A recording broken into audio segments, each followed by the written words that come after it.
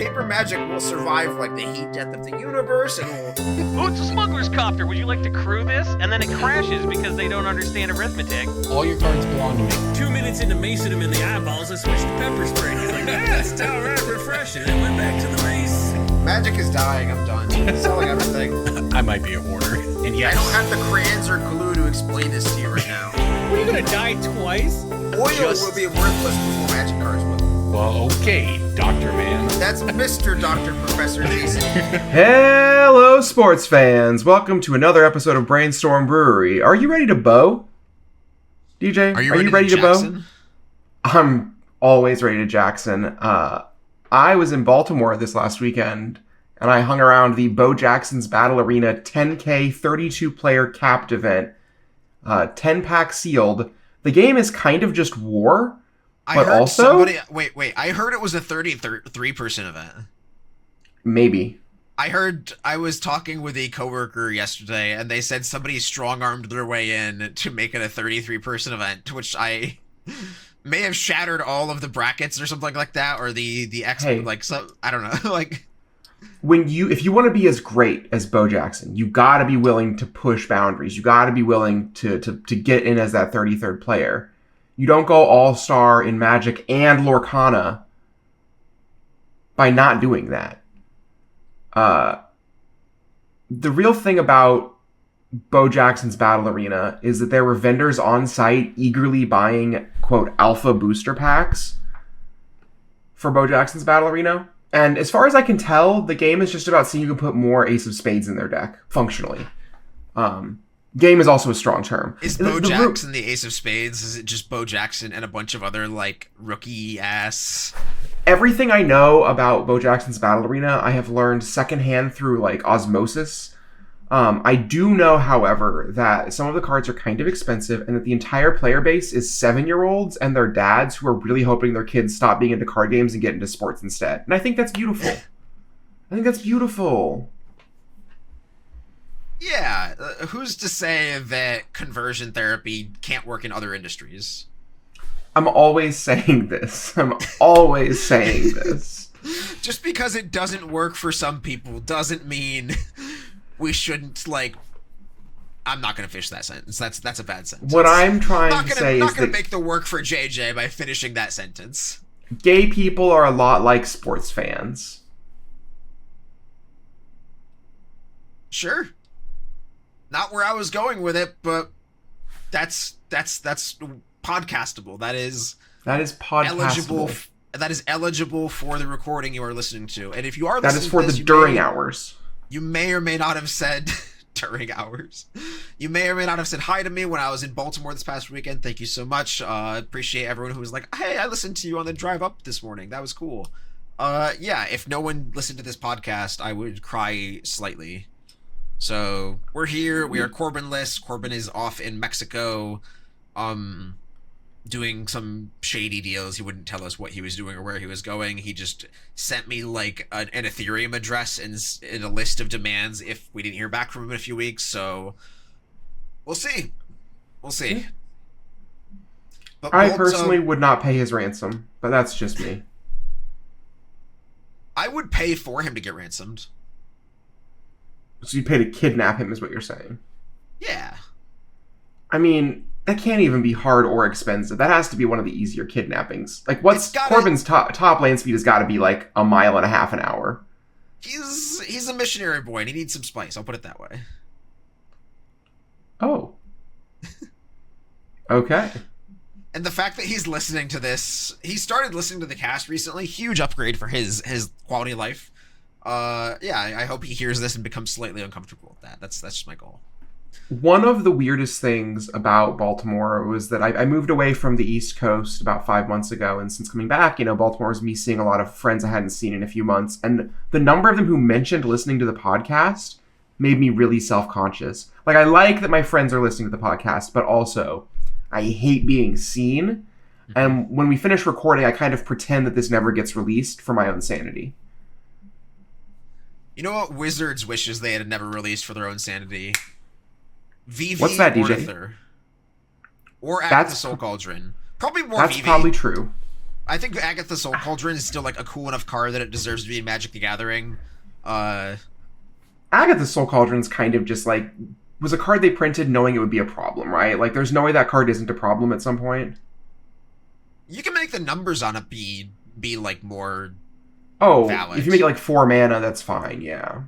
Yeah, you can make it an EDH card really quickly, but like or you can I don't think the outright design of either Vivi or Cauldron are like bad. It's just the numbers in the dials should have been tweaked. So like I know they rebalanced Vivi on Arena recently and made it a tap instead of a just 0, which is probably more minuses than pluses in its little win-loss column there. But like, yeah, the Baltimore standard, more like Balta less standard players in the Spotlight Series Spider-Man. There were no Spider-Man cards to be seen throughout most of the event, except for the promos that were not great. I mean, JJ can put up the Spider-Man promo on the screen, and you're like, "That's it's a the promo." Worst one.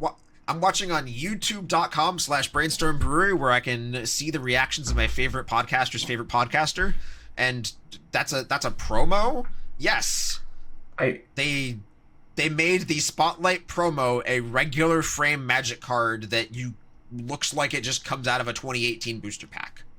So the real moment for me that was very like, wow, this is a bad promo, was a friend of mine had just won it and came over and was like, hey, do you want this? There's a sale on eBay for $1,500. And I look to my right for the foil, yeah. And I look to my right and I see a display case with like the textured foil Spider-Mans for like anywhere from $400 to $700. And I'm like, do you think this is twice as good as any of these? My friend was like, guess I'm putting it on eBay. Yeah, we had a lot of people in the room, as is any show, just like, what's the number on the promo? What's the number on the promo?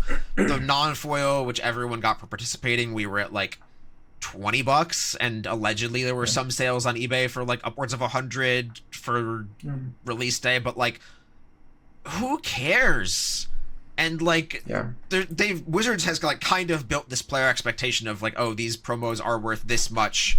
Aerith being the best one recently, just of course because Final Fantasy. But like, players are like, oh, there's only so many, but like, there's also only so many buyers because the card just looks not good. Right. Like you said, all the textless or the other borderless spectacular Spider-Men are great. They at least look cool. Supply on this card, there's going to be 256 of them, I believe, in total, right? 2 events each have 128 play. Yeah, for the foils. Yeah, the non-foils, for me, that's not even a conversation piece. The foils are like the actual rare widget. So there's 256 of these, and a question that friend of the cast, Rodney Bedell, asked was, do you think there are 200 people on this planet who want to collect all of the Spider-Man cards? Do you really think there are 200 people who want to collect, who care enough to collect every single card in the set? And I think the answer is no. Even if that person exists, I don't know if they will look at this card and see it as one they don't already have. Well, I mean, like with Lord of the Rings, there are people who are like making master sets, like getting one of every single card. And it's part of why the serialized Lord of the Rings cards are as expensive as they are, is because some people count those. But like, I don't know how many people are doing that, but I can't imagine it's more than 100. Right? Like, right, but what I'm saying is like that person might not be a Magic player, and they might look at their binder, see the $300 foil Spider-Man, and just look at the fact that it's a regular ass Magic card and be like, oh, I have that one. I don't need that. I mean, so I exist a lot in the collector spaces, and I think there are people out there, like real perverts, who are like, well, I don't have this exact SKU, and so they would want it. But like, I think, you know, the number of people who do that is 10, 20, like, finding a customer who engages on that level, you're asking a customer who's also buying a Cosmic Soulstone at that point, right? Yeah.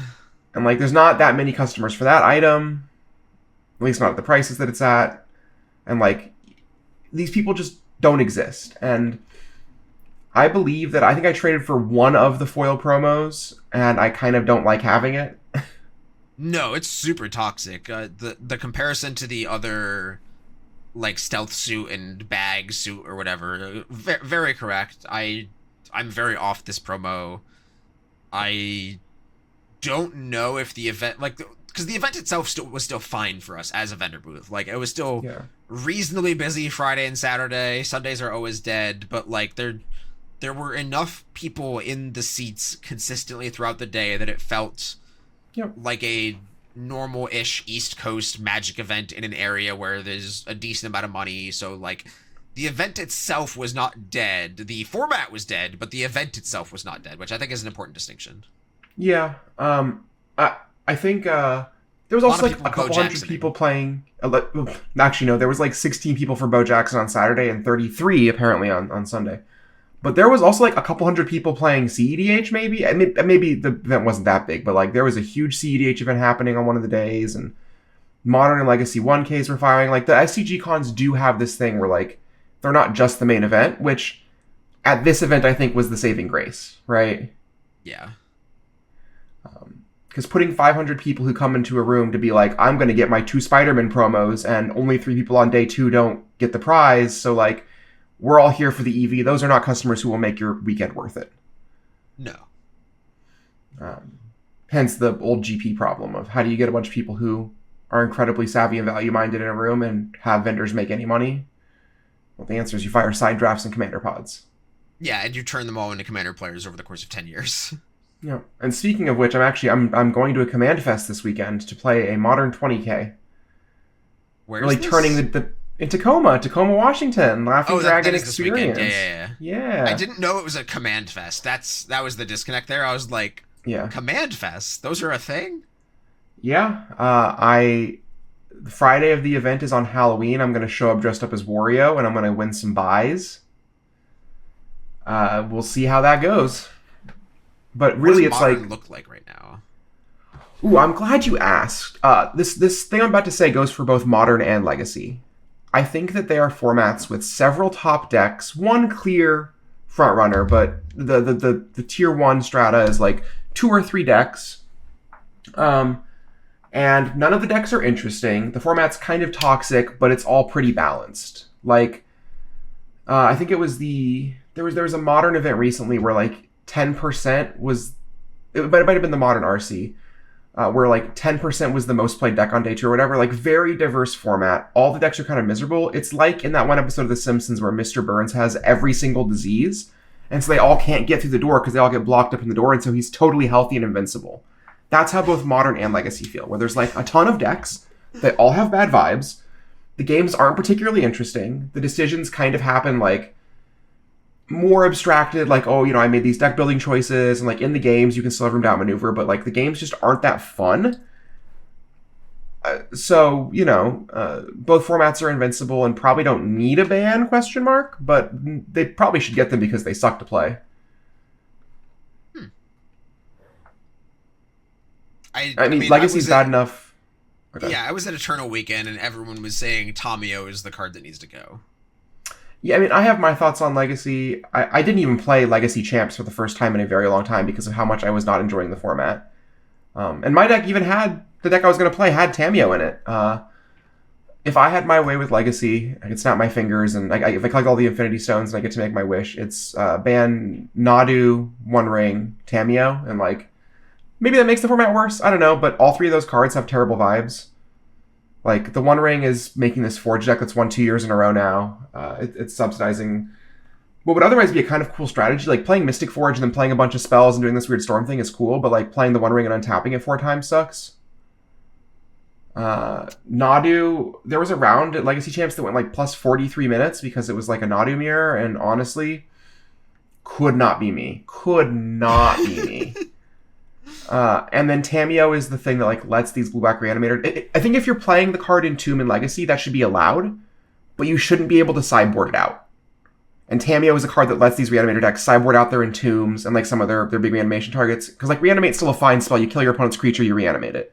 And they get to bring in like Barragoyfs and Douthie Voidwalkers, and so like you need to have Graveyard Hate, but also play it up for a plan for fair games. And so like those 3 cards probably sideboarded out is. How have we not worked with that design space yet? Like from a tournament perspective, or a card design perspective. I don't know. The mechanic that actually would have helped the most with that would probably have been Companion. Yeah. I mean, I think that I've been a defender of Companion in the abstract for years, where like I think it is one of the coolest mechanics ever that obviously is way too strong. Yeah. And like I think if they just didn't make know the power that they were wielding. right, like if they made 40 more companions, if they made 40 more companions that were all pretty weak, that'd be awesome. The problem is making 40 more companions and not having any of them be broken is really, really tough. Yeah. I've seen a couple videos on YouTube Shorts where it's non-Magic player evaluates whether cards should be banned, which is always just good content. The mixing of the chocolate and the peanut butter card games of like, hey, look at all these Pokemon cards and tell me which ones should be banned. And you're like, based on Magic, I don't know. And like somebody looked at Kahira and was like, how could this card be banned? And the answer was like, it wasn't. The card's never actually been banned, but there's been arguments for it to be banned because if the only creature in your deck is Solitude, that's kind of miserable design. Yep. And it's just, that's the thing you have to think about as a designer of, even if you're just like making a weird loot tree restriction, somebody's gonna do some bullshit. Like Hearthstone, there's the one Hearthstone guy where it's like, oh, your whole deck is randomized or whatever, but like you get to, when you cast this card, you win the game, and it's just becomes soup, and like it's all just so hard to design. Do not envy anybody in that spot. I mean, I don't know if this would actually work with the way Companion is formatted, but like a Companion that says you don't get a sideboard could be quite strong. Like that card could be pretty powerful. Ooo, that's fun. Maybe like it's fun. Your sideboard is limited to one card. Yeah, right, but like that's cool. Fun. Yeah, I mean, there's all kinds of space you can do with that. The problem is that it's just really hard to grow that space without accidentally printing the best Magic card of all time. Like, I think I've said this on the cast before, but pre-nerf Lurrus is the best Magic card of all time, and there's a pretty big gap, and then it's like Black Lotus or Recall. Like, it's... Yeah. Unnerfed Lurrus is sort of... I mean, nerfed Lurrus is the best... arguably the best card in Vintage currently still. Like, not actually the strongest card, but, like, it's the most played deck in Vintage. Format. Yeah. Right. I mean, for a while, Lurrus was the only card banned in Vintage for power level reasons. Because you can't restrict it. It doesn't do anything. Yeah. And now I think it's like a really cool, healthy pillar of the format. And, you know, speaking of Vintage, I've been off the cast for so long, I was traveling, but I did play Vintage Champs. And yeah, you didn't get to talk about it. It was sick. Playing paper Vintage is just like, it's the coolest thing I can ever do in Magic. Like, I can't explain it. Your opponent goes like, land, mox, stock up, go, or whatever, and you're like, okay, they're doing something cool. Then you do the same thing. And the games that are good are so good. I had a game where it gets such a bad rep for being this, like, oops, kill you, turn 0 tendrils. Right. From Tendrils Agony isn't even playable. Interacted with it. Yeah. I mean, I think the deck that actually just like, oops, I killed you, this was miserable, is Dredge. Yeah. Like, that's the actual deck that feels that way. But, like, Dredge doesn't kill you till turn 2 or 3 most of the time, usually turn 3. And I had a match against Dredge where I punted so catastrophically bad in our game 1 that my opponent was like, hey, are you okay? Like, you good? And then it took 7 minutes for us to start game 2 because he had to mulligan to 4. And then his 4 cards plus his draw for turn were Bazaar of Baghdad, Force of Will blue card, Force of Vigor green card. And the Bazaar draw hit a Dredger. Yep. And, like, I was like, I tilted off for 10 minutes and I came back and I was like, that was a crazy match. Good games, man. Like, everyone was so nice in Vintage. I don't know. It's a different world, and obviously it's like, it's country club Magic or whatever, but it was pretty cool to play country club Magic for a weekend. Behind the booth, we had a little thought experiment because there's a lot of unplayed power in that room during that weekend, which is a little bit of a shame. What is the correct amount to charge somebody to use a set of power for the weekend? I mean, the question then becomes, how much vetting do we have to do on each person, right? Kind of a little bit, but I think we're assuming, like, friend of a friend gets, like, the one vouch, like the cube draft vouch kind of thing. Sure. It's a lot of money, but also, like, the community is pretty insular, and, like, everyone knows somebody's address, right? Like, I don't know. Well, let's do it this way then. How much would it cost for someone to buy a set of power and then buy list it back at the end of the weekend? Like, what is that VIG? That's our starting point. That's a big number. It's like a 9 to 10K VIG. Yeah, that's a very big number. And so, I mean, probably no more than half. Like, I mean, I think the number has to be 4 digits. Interesting. I was like less. I'm also just not in the business of like loaning out my cards. I don't know. Like Sure, it's yeah. I mean, like, I'll loan cards to friends for free, but like, friend of a friend, my number is high. I also just feel like all the unused power in the room. I'm thinking about this fresh. You got the advantage on me here. Maybe it's $500 for like a friend and like $2,000 for friend of a friend, but even then, I don't think it's worth trying. My idea was it's $1,000 for friend of a friend, but it's 500 of it is a deposit that you get back when all of the cards are the same condition. Maybe. Because that's like very that is like you're paying like $50 a day per piece of power or something like that. That is effectively nothing. Right, and like I feel like you should range. charge more for it at that point. And then that's where the friend of a friend thing comes in of like, how much are we doing this to just like, this is an otherwise unused asset that will generate 0 value over the weekend? Because I don't know if the person, I don't know. The other question is like, if I am loaning somebody a set of my power, I need to know that if they get robbed and it goes away, that I get my stuff replaced. And so like, I am more likely to loan someone I know less if they have the means to replace my power than to a college kid who I know very well. Yeah. And like, it's like, that's harsh, but that's the material reality of it, right? Mm-hmm. And it turns out that having enough money means you can buy trust, which is not good probably for society, but also true in this instance. I'm always reminded of like a lesson I learned in 2013 from Alex Bertoncini. And it's not the lesson that most people learn from Alex Bertoncini, but mine was the first time I met him was I got to cube draft his foiled out legacy cube because I was the friend of a friend and drafted the foil all expensive deck and then had to go play my sealed round at a Born of the Gods Grand Prix. And it was like, oh yeah, just here's a deck box, go, just play around, you'll be back, right? And it's like, that's a really good way to earn trust. That's a really good way to buy trust. This industry is such a wonderful place. And I personally would rather do nothing else with my life than be in this industry. Yeah, it takes a special kind of someone to thrive here.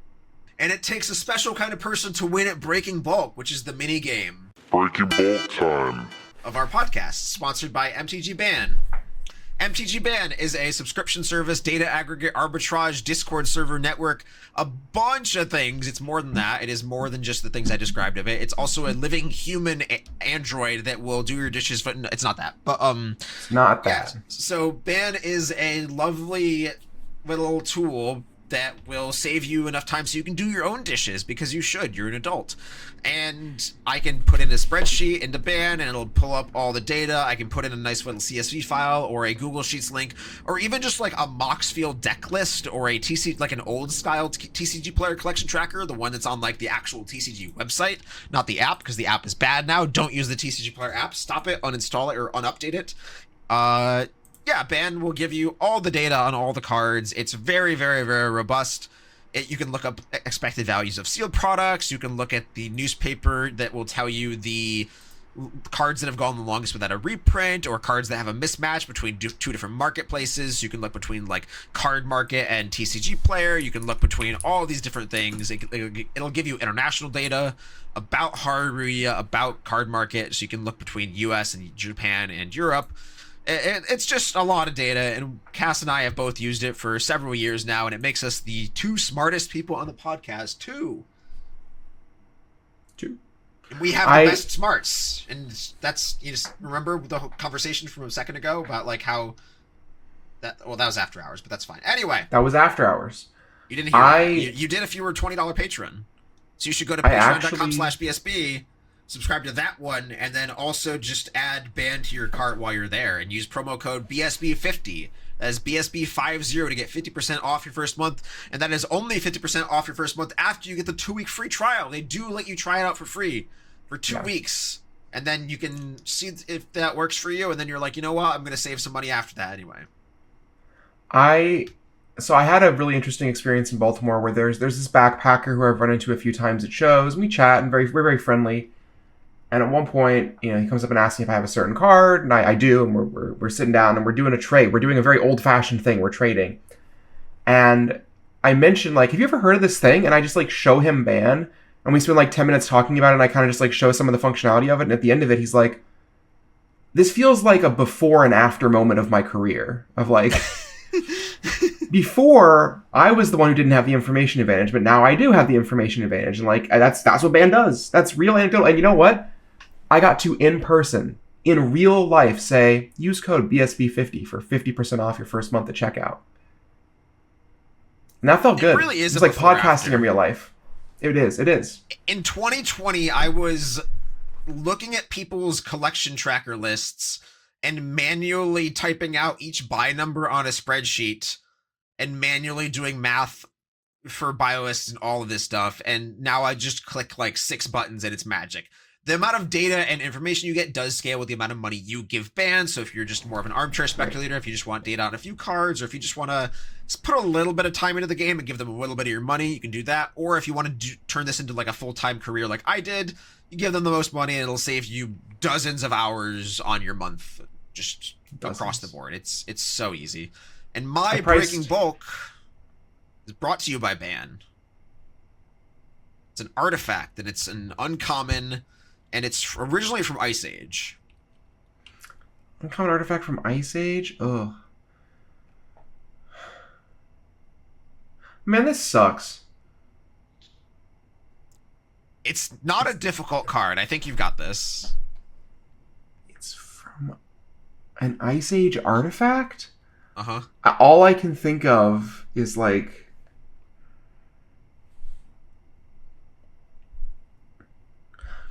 It's also modern legal now.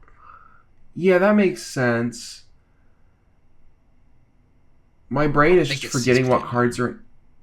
My brain is just totally forgetting which cards were in Ice Age. It's not Sunstone, probably. No. It's probably a rare.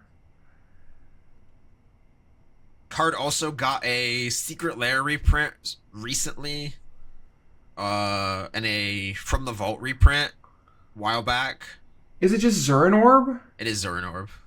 Oh, okay, yeah, great. I forgot the card was Ice Age. Boom. Zurin Orb is like $4, and there was a good amount of time where this card was like barely bulk. It was like, oh, you pick it out of bulk because Legacy Lands players play one. But the card is very, very, very powerful nowadays. You have things like Lumra and things like Lotus Field combo that are doing nonsense with Primeval. The card is actually a playable card that goes in a lot of different landy strategies because it is one of the few ways to sacrifice all of your own lands whenever you want. The added benefit is you get a bunch of life. The card could just not give you life and it would still probably be playable if it didn't if nothing else existed. Like this card could just say 0 mana artifact, sacrifice a land, I don't know, do finger guns in real life. It could be like an uncard and like it would still be viable in Eternal formats. I mean, Claws of Gix just saw play at a Pro Tour, and like this card is doing something in that space, but like even more efficiently. Claws of Gix can be Urza Saga though, right? This can't.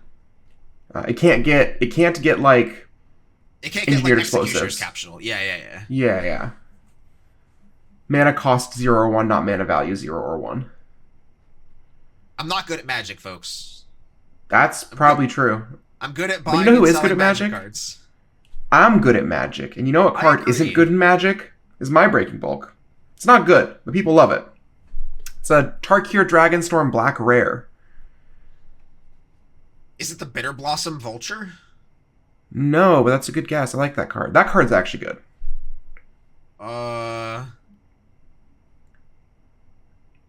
Corbin is also not the best, but he should be here for the Tarkir Dragonstorm on rares. Corbin would have got this one real quick. He would have guessed it after he guessed a Final Fantasy card and said, oops, wrong set. Like, that's... Correct, but he would have gotten there. I concede. I'm not going to waste our listeners' time.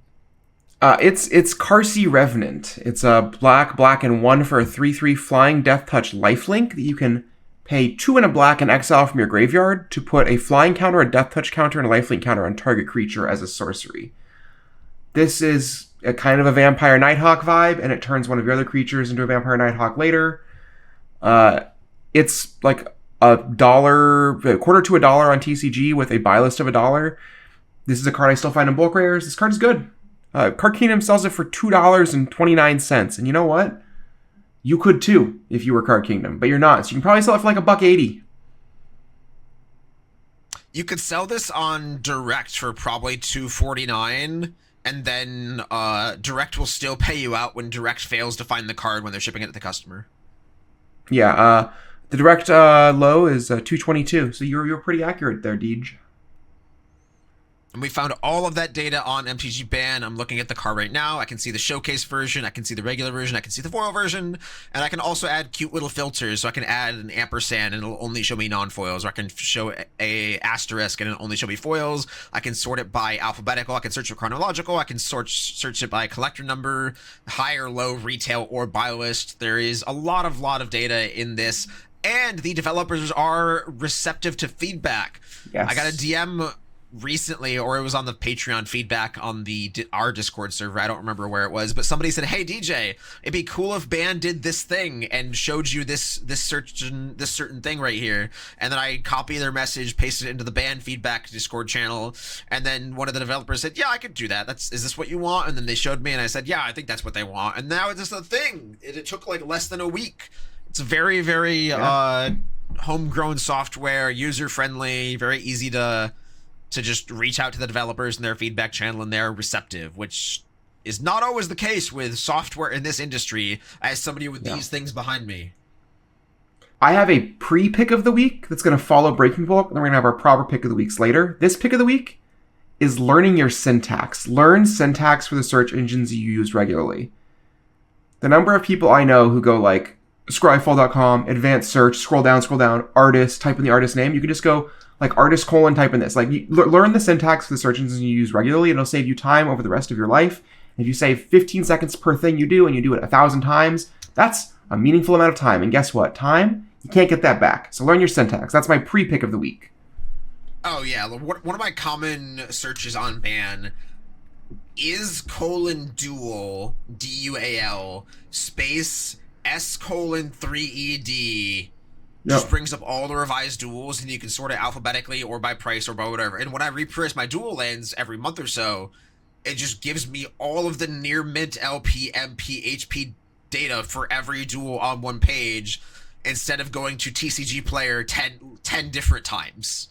And most notably, it gives me the data for like Card Kingdom and stuff. So if for whatever reason Card Kingdom is paying over retail on duel lands by an insane amount, which once in a while they do, I can just send duels to Card Kingdom, which feels weird, but is sometimes correct.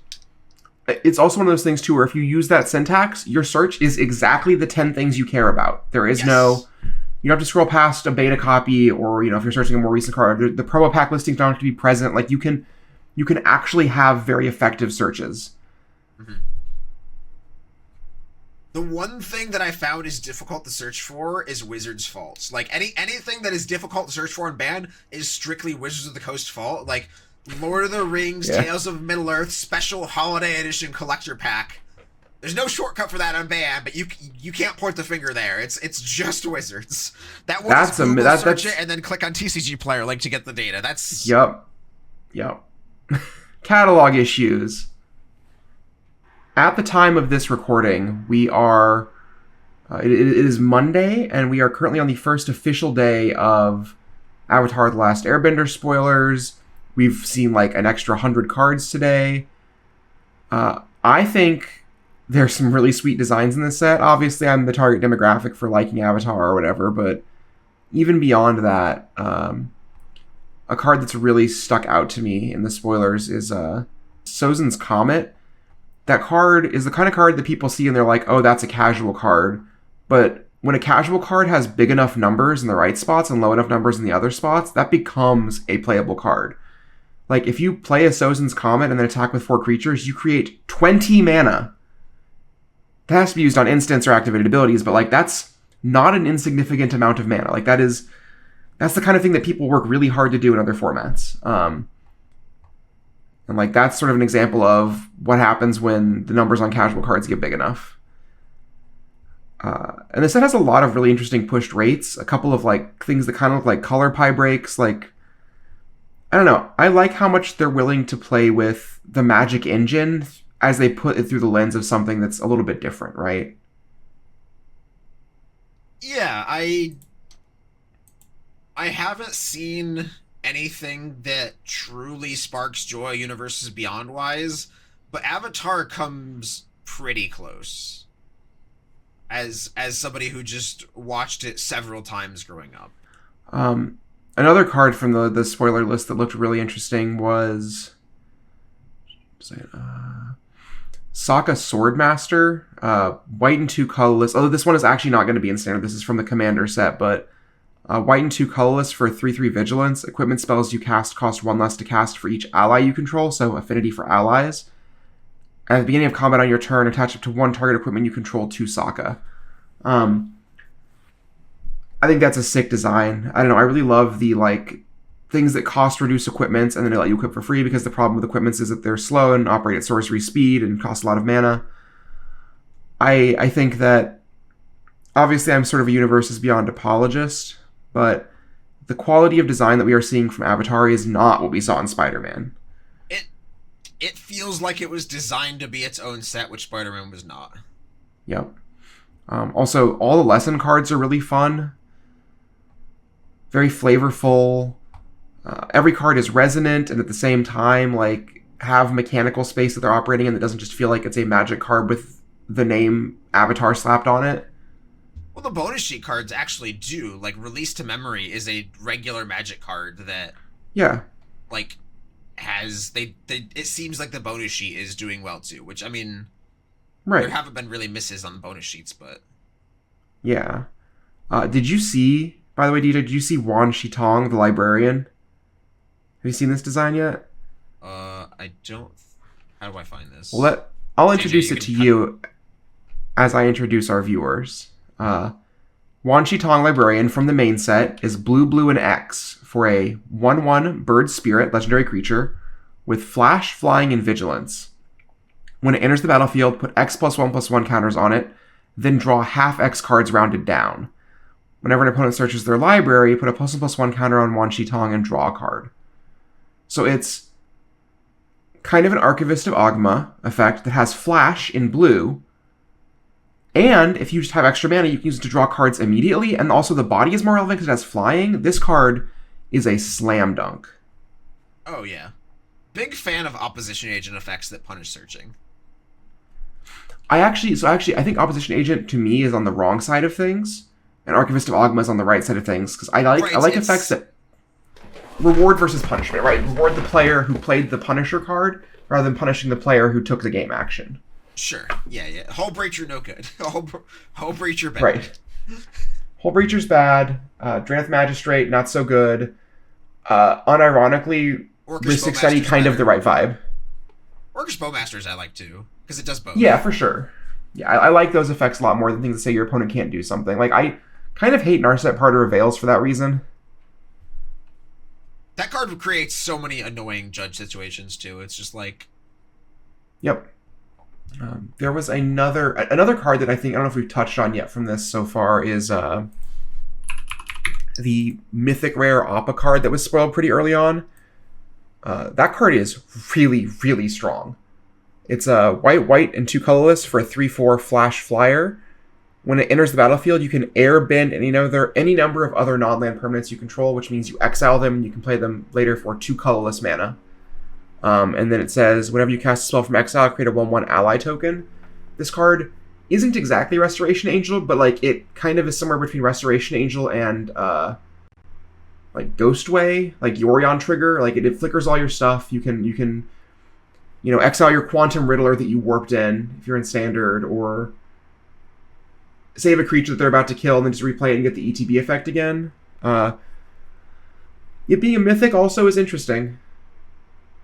Like, powerful cards from Universes Beyond sets that are mythics tend to be expensive. Obviously, we don't have a ton of data to draw on from that yet, but... I think we do. Orcish Bowmaster, One Ring,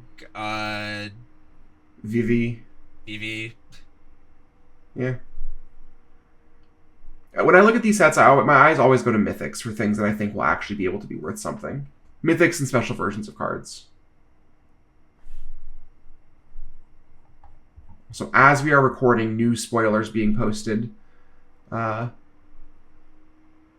Secret of How are you bloodbending. feeling? Yeah, how are you feeling about Avatar, DJ? I think I mentioned earlier, but I'm more positive than neutral, which is a rarity for me when it comes to Universes Beyond. I cannot think of a single intellectual property that would spark actual joy for me beyond like RuneScape. Because Arcane would have been the one that would do it because League of Legends was a significant part of my formative years in college, and the Arcane Secret Lair was just like, okay, that's whatever, man.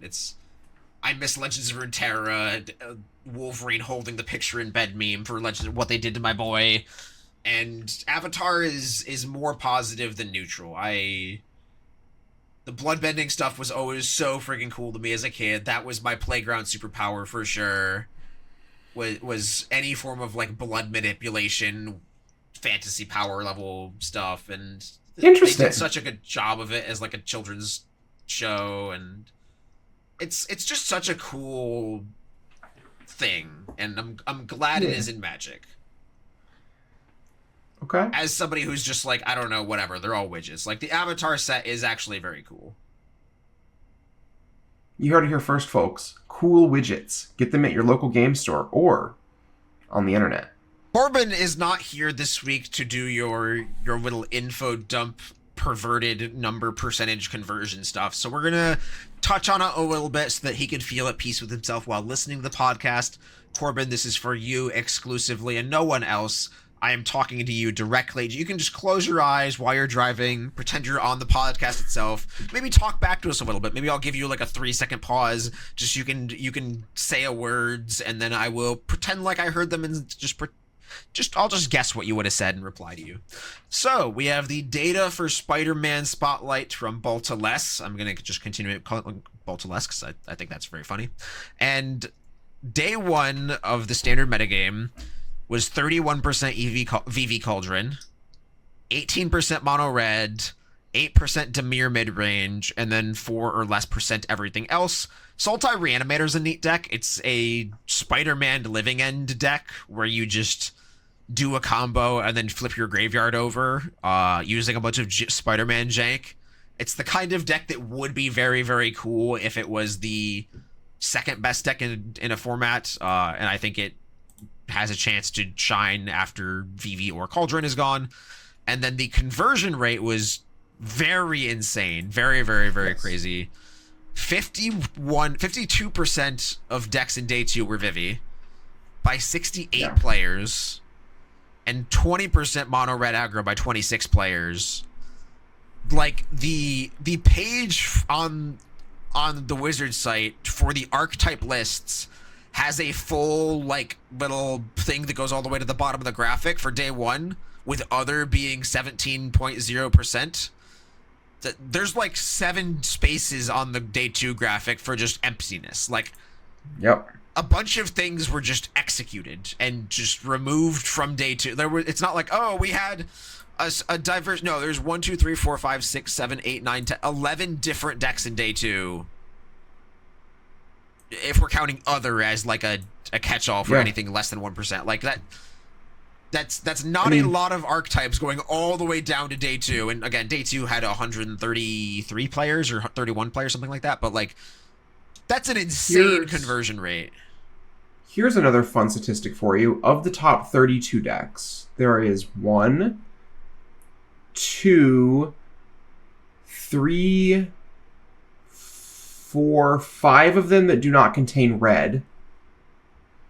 1, 2, 3, 4, 5, 6, 7, 8, 9, 10, 11, 12, 13, 14, 15, 16, 17, 18, 19, 20, 21 of the top 32 decks is it Cauldron. Like, this is one of the worst formats I've ever played. I didn't actually play it very much because of how bad it was. We got into a conversation in the venue during the event. Is VV Cauldron the best standard deck of all time? And the conversation kind of like, it naturally gravitated towards like, could VV Cauldron beat Academy? And the answer is like, easily could beat Academy. Really? VV Cauldron just has like really good interaction. The Academy deck never really had to stand up to like Spell Pierces and Abrades, right? Like the interaction was just weaker. And so you disrupt them a couple of times. You know, like peak power Ravager Affinity, you probably still are pretty good against. And then a counterpoint was made that we're pretty sure that VV Cauldron could never take a game off of Slowgurk, but also that Slowgurk does not beat any of the other top decks in history. And like Cawblade, even like full power Oko Food in Standard, both those decks are too fair. You would just, VV Cauldron would just grind them out by virtue of having stronger cards. And obviously we exist in a time in which Magic cards are much stronger and like Fire Design era, and so it's a bit tough to compare, but like I think VV Cauldron might be the strongest standard deck of all time, and I'm sure that someone in the comments is going to be like, actually, there was a deck in 2004 that did this, and it's like, it probably isn't stronger, because the problem with VV Cauldron is it has this really strong unfair plan, this really strong fair plan, and just like 10 1-mana interactive spells in the 75. It's just so hard to compete on all three axes. So how do you fix it? Which card do you ban the cash cow? Like I think most Magic players are on they can't ban VV because it's new. They will ban Soul Cauldron because it is the old boomer card from 2 years ago and it doesn't have much time left anyway. It's just old Yellowrit. It's causing problems. Do you ban the fresh new face of VV? And are you worried that card continues to ravage things if every card can't be a VV? So my philosophy on this as an outsider is like, they chose not to take action at 2 weeks into the RCQ season because they wanted to let the RCQ season play itself out. And I respect that. I think that was the right choice because either they pissed off people who were actively playing Standard or people who were theoretically going to play Standard. I think that was the right choice as much as it sucked. But it also now prices you into, you have got to take action that is severe and harsh. Oh, I could see this could be like a 5-card situation. Not even like just VV cards, right? Like they could just be like, VV's gone, Cauldron's gone, Into the Flood Maw's gone. Right, like it could be a situation like I think they have to be decisive and they have to mean it when they ban this time. And I think that they will, because choosing to let your format be pretty toxic and unplayably bad for like an additional 2.5 months is a hard choice to make. And I think there were no good choices for them. And I think they made the better choice, but I think they also now just have to. If someone wants to show up to a Standard event in January of next year with a blue-red spell-based deck, they have to be in tier 3. Like we went from Corey Steelcutter to this, right? And like put the steam vents down, brother. Like we got Spire Bluff Canal's had it too good for too long. Well, the most recent event where cards were actually banned was also like a big chopping block, right? Like we took an axe through the format 6-ish months ago, I think, and like it was Corey Steelcolor, it was Heartfire Hero, it was just up the beanstalk. Yeah. I mean, I could see them doing that. Like maybe they ban Razorkin Needlehead, Kaito, VV, Cauldron. I don't know what the fourth best deck is, but like that's a lot of money. That's not a Heartfire Hero up the beanstalk, man. I agree. Kaito is one of the more expensive cards in Duskmourn. I think Kaito is like pretty marginal in that space. As in like marginal risk of him getting banned, or marginal him being money? Risk of him being banned. Like I think that's something they don't actually have to do, but I'm saying they hit something from blue-black maybe just to like try and reset the format, which... Because if you let blue-black be the most oppressive deck, Kaito does not feel good to play against it. Like that card is real difficult to interact with, and if that's the best thing you're doing, then we run into the same issue of like, how do I just deal with this piece of thing that I just hits you every turn and you can't deal with it? For me, one of the things that's very clear to me is that Wizards' ban philosophy is about keeping the largest number of engaged Magic players over a lifetime, right? Like the reason they didn't ban cards 2 weeks into RSQ season is because the people who were actively purchasing cards and playing events had already spent their money on them. And so like maybe if you're looking at the big enough picture, the correct move is just ban VV and then let things shake out. Like maybe I'm wrong. Maybe they don't need to have a heavy hand. Maybe they don't need to make up for the fact that they didn't ban something before. Maybe they just get rid of VV and like let the pieces fall and let God sort out the rest. And maybe that's fine. Does that still leave you with a broke ass Izzet deck though? I can't speak to that. I'm not nearly good enough at playing Standard these days. I don't play enough of it, but my inclination is that getting VV out of the format means there's enough room for fair things to exist, and maybe like blue-white and Jeskai control getting better might push blue-black out a little bit. I actually think the blue-black's a bad matchup for them, so maybe that's wrong. It's hard to say what the format looks like with a small change, and it's even harder to say what it looks like with a big change. And I think the only thing that we can be sure of is that VV is gone. I think that's like almost a certainty. Even though it's the Final Fantasy card, do you think that has? Yeah, I think if you ban Cauldron, the VV deck is still just like blue-red spells is just incredibly strong. I don't know. I think that them being willing to ban the correct card is a really good sign of goodwill also. The One Ring did not survive Modern for... Yeah. I think it stayed in Modern for a year-ish. It stayed for a while. The One Ring numbers I don't think were ever nearly as bad as this, though. No. Maybe I'm wrong about that, actually. Maybe the energy deck was with the One Ring was prevalent enough, but I don't know. I just like... Maybe Square Enix has something in their contract where you can't ban VV. Maybe. Who knows, right? Like, I'm going to have to wait until the 10th to see, just like everybody else. But my strong inclination is that they will just... They'll take the wizard out back and shoot him. That's fair. So when VV gets banned, I think you still just buy them. Right, like it's a one. Yeah. It is a One Ring situation because the card is functionally reserved list, kind of asterisk, blah blah blah. We might get like Rao's understudy or whatever 3 years from now, and it's just VV reskinned. But like, he's gonna go up again before that. He is a powerhouse in Commander. He is one of the most popular Izzet commanders of all time. He's a beloved character that is still being used to fill out binders of Final Fantasy cards. A card that doesn't really have other alternate versions. Like, I mean, he has the borderless one, but like, it's not like there's... It's kind of it. Yeah, there's not a diverse suite of other VV options. If you're like, oh, I want one of every Final Fantasy character, you can get a $2 Sephiroth. You cannot get a $2 Vivi. Right. What is VV right now in ban? Yeah, even in the face of eminent bans, Cool Stuff Inc. is paying above TCG low. Like, they're paying a full dollar over low. And that doesn't speak to how Standard just does not matter It might relative speak to the price Cool of this Stuff card. not updating their buy list. I mean, even then, like, Star City Games is paying $1 below TCG Yes, low. and CK pays 15. There is still buy with support there. I'm not disagreeing with your point overall. But also good counterpoint, because Cool Stuff is a little bit slower on that sometimes.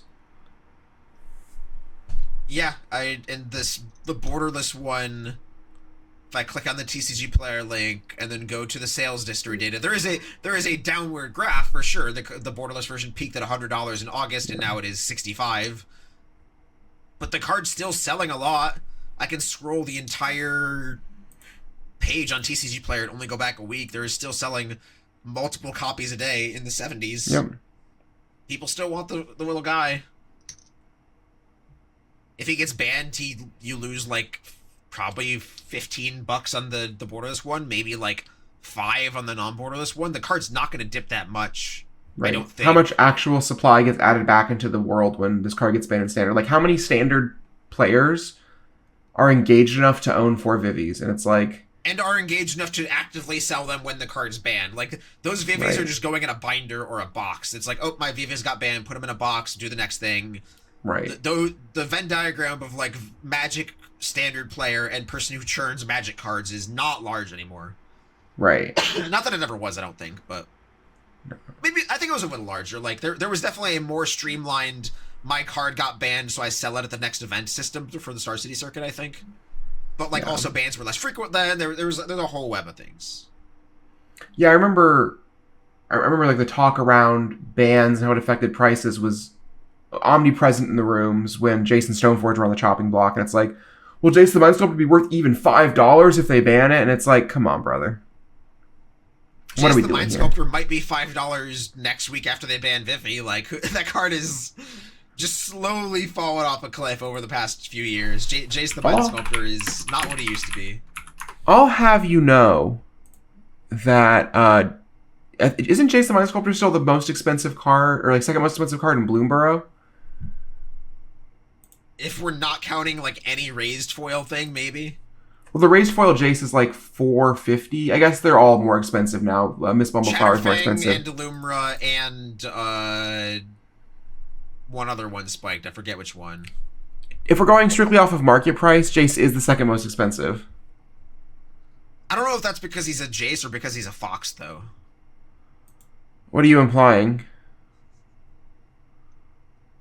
That for his work in defense contracting, like, I don't know. That's a great point. Also, I'm not looking at the full list. Actually, I was looking at the only Bloomborough commander list. If you go to actual Bloomborough, Illumra is a lot. I think I actually talked about this with a friend of mine recently, where in a world where Pokemon cards are as expensive as they are, with Illumra factored in, Jace is is the third most expensive card in the set, to be clear. okay. We're talking about it like, what is the price ceiling on the best Mitsuhiro Arita card, the best guy who drew Charizard card in Magic? I don't know, $1,000 feels cheap in a world where everything's made up and, you know, influencers say the phrase Booger Mew and a card spikes from $5 to $80. Especially when the card is good. Like, Illumra is It's also good. just a card that we'll see play in Modern and Legacy and Commander forever, because people are going to do stupid shit with this thing in Modern and Legacy. I will say, if you look at the sheets for Brainstorm Brewery for the year, I was kind of like perusing this a while back. I picked Raised Foil Lumra as a pick of the week when it was like $200, and I think strictly in terms of dollars gained, yeah, I'm crushing it because of this. Winner. I was just like, wow, Charizard guy made a Magic card and it looks good and it's a cool card and it's a strong effect. Let's go. I think I have like 3 or 4 of these or whatever. I probably should start selling them, but also maybe I'll Diamond Hands this one. Give me a second. I'm just typing in picks of the week before I forget. Yeah. And, you know, as DJ does his clerical work typing in the picks of the week in the Breaking Bulks, maybe we jump to pick of the week. Huh? What about that? You thought about that one? I've thought about it. Pick of the week, pick of the week, pick of the week. Time for the pick of the week. What are you thinking about for pick of the week? You picked Raised Foil Lumra and beat us all in the little mini competition. Just purely on that. Talking about standard bans, my thought is that my pick of the week is the best card that I think is pretty much safe from being banned, no matter how they go about it. My pick is Overlord of the Balemerk. Ooh. Card, if you look it up on ban, which I'm about to pull it back up again. Card is $19.99 TCG low, and Card Kingdom sells it for $38. Card Kingdom's paying $21. It is a card that sees play in Modern, it sees play in Legacy. It, I think, is the second strongest thing to flicker in Standard, with Quantum Riddler being the best. Additionally, this goes with the Appa card I was talking about earlier. You impend this on turn 2, on turn 4, you play Appa, exile it, the next turn pay 2 mana, get a full 5/5 for 2 colorless that also comes with a 1/1, and you draw an extra card. Like, that's strong, right? And in a world in which Quantum Riddler is seeing as much play as it is, in a world in which we could see something like Vivi going, and if anything else goes, I could see this card being $40. I don't know. This is like the second strongest card in Duskmourn. My only contribution to this, and I don't know if it matters much, is that it is sometimes harder for the supply on these is somewhat constrained by Roka disliking the card. Sorting machines dislike cards that have strongly monochromatic artwork. Like, most of this card's artwork is just black. It's just darkness and some purples, and it's very just faded. A Darker Waste from Dominaria has the same issue from Dominaria United. Yeah. And Roka's, the sorting machine behind me rejects this card very, very frequently. And so I think there is somewhat constrained supply on these. Not like, I'm not saying that's the main factor. The main factor is, of course, playability and all of that, but like, I think that is potentially a factor for it to go up more. Let's look at something I personally have tangible. Yeah, I know I personally have some number of these just in a box that need to get online manually. Does the green Overlord have that issue with Rokas also? No. Again, maybe, correlation, causation, none of this stuff matters, but Overlord of the Hauntwoods has 325 listings on TCG, and Overlord of the Balemirk has 178. Now, obviously, these are two different items, totally different product classes, different appeals, like one of these cards is better than the other, but for a card that theoretically has the same supply, that is a substantially different, that is almost a factor of 2x. And they go in somewhat similar decks sometimes. Kind of, yeah. They both go in decks trying to generate lots of resources. Obviously, Overlord of the Balemirk is more of a modern legacy card currently. I would be really interested in a very large macro data set on that, because there is Roka has all this data corporate wise.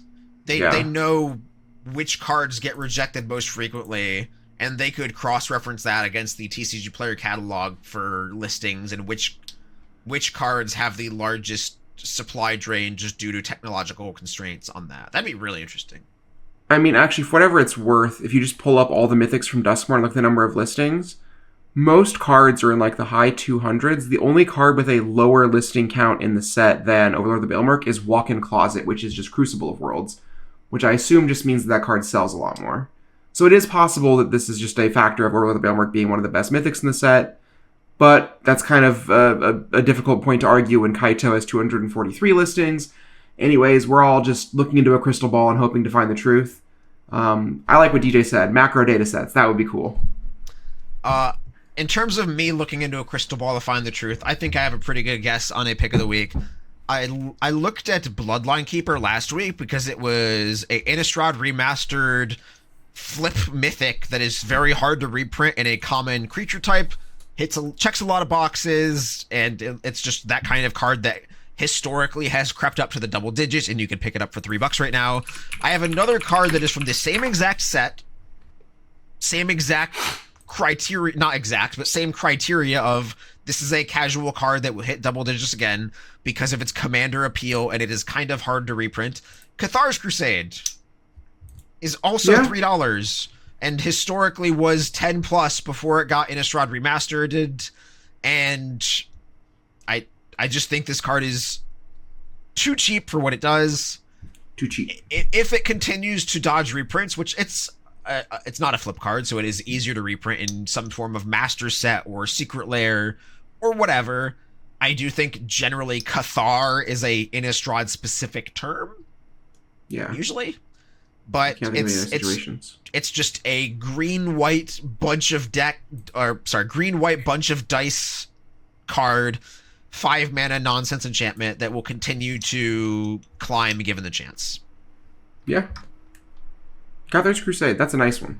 You know what else is a nice one? This podcast is brought to you by not only MTG Ban, not only myself, not only Cass, not only Corbin, not only our editor who Ban pays, not only our thumbnail creator who Ban also pays. This podcast is also brought to us by you, viewers like you, people who used to watch PBS and now watch Brainstorm Brewery in place of that to fill some dark hole in your heart. We thank you for listening to the show. It's really nice anytime somebody comes up and says you listen to this at an event. I only have 1 or 2 more events through the end of this year. I'll be at SCGCon Vegas next November, but also next year because there's just a Vegas twice a year now, I guess. But yeah, just stop by, say hi, and that's a podcast. Corbin. Bye. You're welcome. Yes, I said I'd reply to Corbin. I'm saying you're welcome. I assume Corbin said thank you at some point while listening to this. Yeah. Hey, Corbin, stop listening to the podcast. You're a loser.